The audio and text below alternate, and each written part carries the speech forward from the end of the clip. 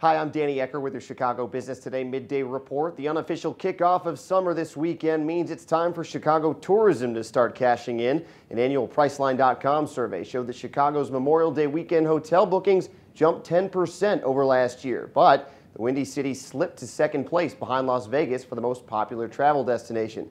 Our Bridget Sweeney checks the pulse of Chicago tourism. Bridget, you wrote this morning about several different numbers that came up in this survey and elsewhere. How would you characterize tourism here so far in 2012, and what kind of summer are we poised for? Absolutely. Well, there definitely were a ton of numbers that were floating around. I think the most important ones is just the fact that hotel bookings for this weekend are up 10% this year over last year, which just goes to show that as we get into summer, which is really when Chicago brings in the bulk of its tourists, the numbers are looking really good and people are coming here and spending money.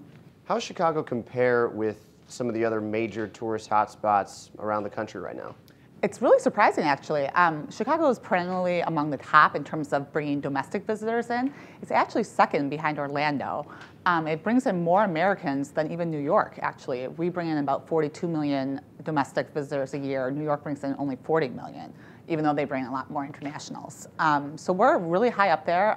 Places like San Francisco and DC that you think would be comparable bring in less than half of what we do.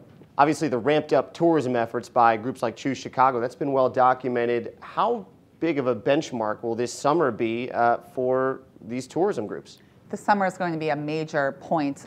We all know that Mayor Emanuel recently made a big public effort to say that he wants Chicago to bring in 50 million visitors by the year 2020. So this is the first year we're well out of the recession, numbers are going up. We really want to see a major increase in visitors and all the tax revenue and all the money they bring to the city.